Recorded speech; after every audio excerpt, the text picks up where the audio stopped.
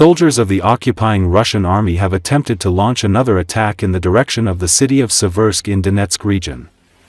The attack, which was mainly carried out by motorcyclists, was repelled by fighters of the 10th Mountain Assault Brigade of the Ukrainian Armed Forces, who destroyed the vehicles of the invaders, as well as a large number of their personnel, with successive artillery and drone strikes. The armored combat vehicles participating in the attack were also destroyed along with their crew members as a result of artillery strikes. It should be noted that the Russian army has recently increased its use of motorcyclists in attacks. Destroying motorcycles, which are defenseless against drones, is also easier for Ukrainian fighters.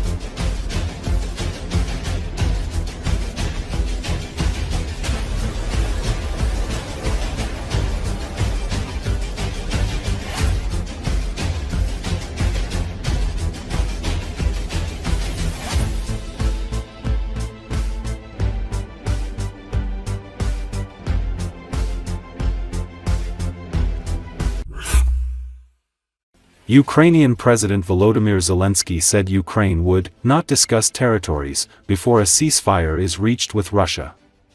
We are discussing today, of course, a ceasefire, but we do not discuss territories until a ceasefire is reached. You know my attitude and what our red lines are. We will never recognize any of our temporarily occupied territories, Ukrainian lands, as Russian lands, Zelensky said at a briefing in Kiev on Thursday. According to Associated Press, he added that prior to Thursday's meeting in Paris, he agreed with French President Emmanuel Macron that both countries' teams would not have a mandate to discuss the territorial integrity of Ukraine. The mandate that I gave them is to discuss the issue of a ceasefire, including various formats, preferably a complete ceasefire, unconditional. But we can also discuss an unconditional ceasefire on civilian infrastructure, energy, or at sea, Zelensky said. Among other things, he said that the Ukrainian side intended to raise topics of a European military contingent in Ukraine, security guarantees, and a coalition of the willing at the meeting in Paris. During the briefing, Zelensky also said the so-called Memorandum of Intent between Ukraine and the US could be signed today, as the first step in reaching the mineral agreement between two countries. Їх мандат, який я їм дав, обговорення питання припинення вогню, включаючи різні формати. Бажане повне припинення вогню, безумовне Але можна обговорювати і безумовне припинення вогню по цивільній інфраструктурі, енергетики, по морю, те, що ми до цього обговорювали. Тобто в різних форматах всі ми обговорювали. Україна готова до безумовного припинення вогню, як ми це декларували неодноразово після пропозиції Сполучених Штатів Америки. Яка сьогодні пропозиція буде сторін? Ну, подивимось. І до припинення вогню ми не обговорюємо територію. Ви знаєте моє ставлення і які у нас червоні лінії. Ми ніколи не будемо визнавати ті чи інші наші тимчасово окуповані території, українські землі, визнавати російські. Третє, вважаю, що пан Вітков прийняв для себе стратегію російської сторони. Вважаю, що вона дуже небезпечна, тому що він свідомо або несвідомо, я не знаю, розповсюджує російські наративи. В будь-якому випадку це не допомагає. Пару днів тому американська сторона запропонувала все ж таки повернутися іще до одного кроку, поки працюють юристи над угодою. Це меморандум про, як сказати, про наміри, так називається. Меморандум про наміри. У нас наміри позитивні, ми конструктивні, ми це показуємо. Тому меморандум про наміри, тобто не сама угода, а меморандум про намір може бути підписаний онлайн сьогодні. Саме сьогодні наша сторона сказала, окей, зараз з американською стороною. Я так розумію, що вони зараз, віце-прем'єрка працює з американською стороною над текстом. Але, чесно, мені здається, що це меморандум, він важливий, перший крок. Ну, чому не погодитись обом? The Russian Foreign Ministry issued a stark warning to Germany over the possibility of long-range Taurus missiles being deployed in Ukraine. Russian Foreign Ministry spokesperson Maria Zakharova said that Russia would treat Taurus missile strikes on its critical transport infrastructure as direct German involvement in the Ukrainian conflict.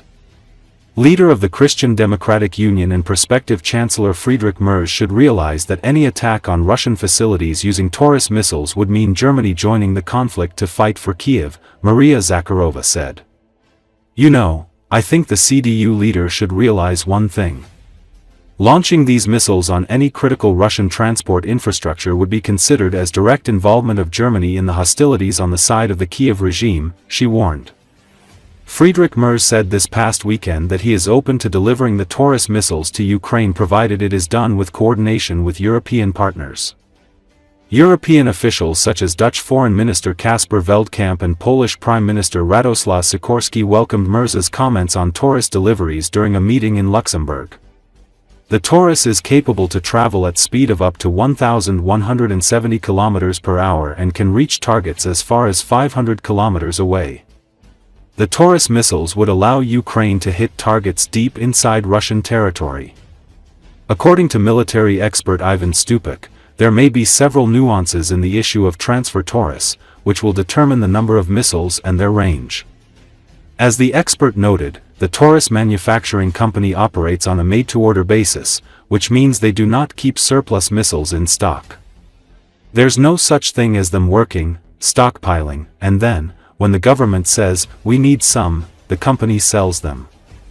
No, there's a government order for 500 units, they produce 500 and get funding for it. They won't make the 501st. That's one aspect, the expert said.